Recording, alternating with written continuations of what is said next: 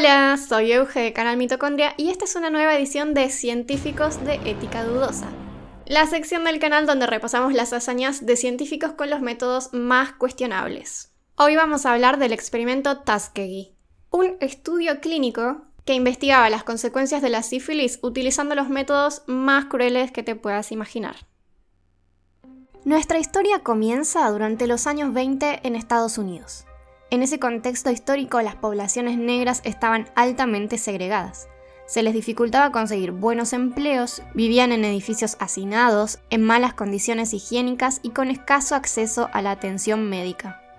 Esto hizo que entre ellos proliferaran afecciones como parásitos, tuberculosis y sífilis. La sífilis es una enfermedad muy contagiosa, provocada por la bacteria Treponema pallidum. Inicialmente se presenta como chancros o llagas puntuales en el sitio de infección, generalmente en la boca o genitales. Luego progresa a una erupción en toda la piel con síntomas inespecíficos: fiebre, dolor de cabeza, cansancio y a veces caída del pelo. Después de esta etapa, la infección puede quedar en estado de latencia, es decir, dormida, sin síntomas, entre unas pocas semanas hasta 30 años. Cuando se activa, llega la última fase y la más grave. Las bacterias colonizan la médula ósea, los ganglios linfáticos y los órganos vitales, provocando tumores que consumen el cuerpo de adentro hacia afuera. Los tejidos cerebrales también son consumidos por la infección, dando como resultado pacientes con demencia, ceguera o parálisis. Por supuesto que tan terrible y contagiosa enfermedad era digna de ser estudiada. El Servicio Público de Salud de los Estados Unidos, o PHS por sus siglas en inglés, comenzó un programa para combatir las enfermedades venéreas en las poblaciones vulnerables. Para ello, la PHS estableció centros de estudio y tratamiento de la sífilis con bastante éxito. Lamentablemente, en la crisis del 29, los centros de salud tuvieron que cerrar sus puertas por falta de financiamiento. Sin embargo, el Instituto Médico Tuskegee, en Alabama, continuó el trabajo de investigación y recopilación de estadísticas de la enfermedad, pero no de las mejores maneras. La PHS envió a dos de sus mejores médicos a trabajar en el Instituto Tuskegee, Oscar Wegner y Raymond Bondelier, junto con una enfermera, Eunice Rivers. Ellos recorrieron la región entrevistando y testeando hasta convocar a 400 hombres con sífilis para realizar un estudio sobre la evolución de la enfermedad en pacientes negros. Se creía que los negros sufrían menos los síntomas neurológicos de la enfermedad que los blancos por ser más salvajes. La intención del estudio no era darles tratamiento, sino todo lo contrario: observar los síntomas y el avance de la enfermedad para ver cuáles eran las consecuencias de no tratar la sífilis. Los 400 hombres fueron reclutados por los médicos enviando cartas engañosas, con la promesa de darles un tratamiento para la mala sangre, que era un concepto que entre los negros hacía referencia a estar enfermos. En ningún momento les dijeron a los pacientes que la enfermedad que tenían era sífilis, ni los fines del estudio. Una de las tácticas para que los enfermos aceptaran ir al instituto era darles aspirinas y esperar a que hicieran efecto. Muchos de los pacientes vivían con fiebre y dolores a diario, y jamás habían tomado una aspirina. Al ver que la pastilla mágicamente les quitaba los síntomas en pocos minutos, confiaban plenamente en los doctores, sin saber que era solamente un alivio temporal. La verdad es que no recibirían ningún tratamiento, más allá de que la enfermera curaba las erupciones cutáneas lo mínimo y necesario como para que no contagiaran a los médicos. La metodología experimental era fácil. Los pacientes permanecían en el instituto, mientras las enfermeras le daban algunas aspirinas de cuando en cuando, y los médicos hacían visitas mensuales o incluso anuales para observar los síntomas. Cuando morían, se les hacía una autopsia y se documentaba el daño a los órganos. A las familias de los pacientes fallecidos se les ofreció un pequeño incentivo monetario para que les autorizaran a realizar estas autopsias. Rara vez se negaban, ya que el dinero que recibían de los médicos les permitía hacer un funeral digno. Los alrededores del instituto eran conocidos como las granjas enfermas o sick farms, donde decenas de hombres habitaban en condiciones poco sanas. Deambulaban ciegos, con escaras en la piel, delirando por la fiebre. Algunos con tumores en la cara tenían aspecto monstruoso, porque la bacteria les consumía los tabiques nasales hasta dejarlos literalmente sin nariz.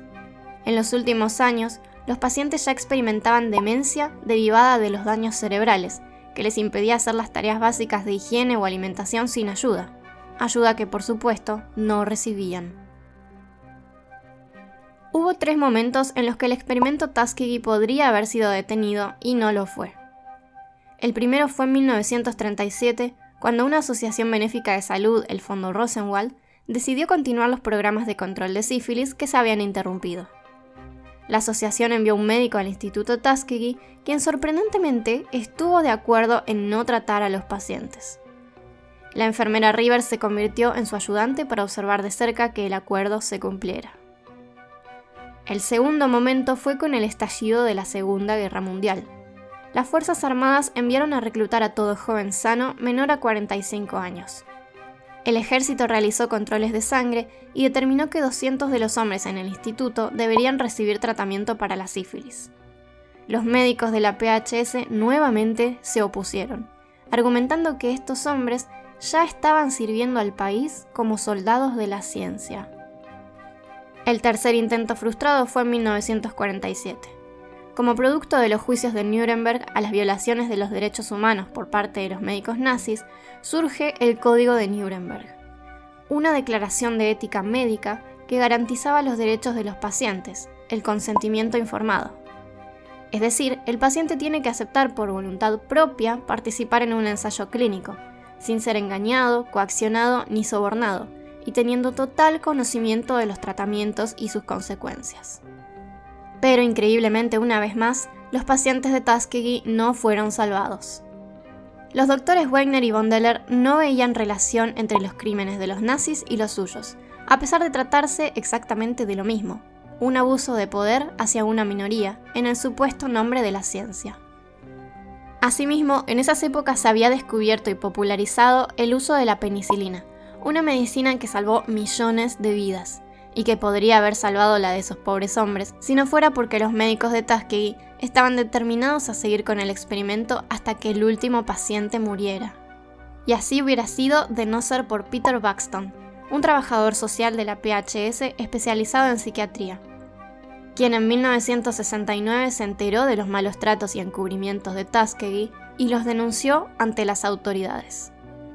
Se creó una comisión para revisar el estado ético del ensayo, pero, para sorpresa de nadie, el 90% de los integrantes de esa comisión también eran integrantes del experimento. Fue recién 3 años más tarde que Buxton recibió ayuda de la periodista Edith Heller, quien lo ayudó a llevar el caso a la prensa internacional. El horror de Tuskegee salió a la luz finalmente el 25 de julio de 1972, en la portada del New York Times y en los canales de televisión. Para ese entonces, el experimento acumulaba 128 muertos, 40 mujeres contagiadas y 19 hijos que contrajeron sífilis. El Estado inició un juicio contra los responsables y las familias de las víctimas fueron compensadas con una suma de $9 millones y tratamiento médico gratuito. El presidente Clinton pidió disculpas a las familias públicamente por los horrores cometidos y la negligencia total del gobierno y el sistema de salud. Pero lamentablemente, el daño ya estaba hecho, no solo hacia las víctimas directas, sino a la sociedad, creando desconfianza hacia el sistema sanitario de los Estados Unidos. Y quizás con justa razón. ¿Cómo confiar en un sistema que los engañó y les dio la espalda durante más de 40 años? Consecuencia de esta desconfianza son los movimientos antivacunas, los chemtrails, el negacionismo del SIDA y muchos otros grupos conspiranoicos que hoy en día siguen siendo populares y perjudiciales para la salud mundial. Esto fue todo por el video de hoy. Si esta historia te pareció tremenda, te invito a que veas el resto de videos de la lista de reproducción. En la descripción del video están las fuentes de información que usé, así como mis redes sociales. Gracias por quedarte hasta el final. Mi nombre es Eugenia y espero que nos veamos la próxima, en otro video de Canal Mitocondria.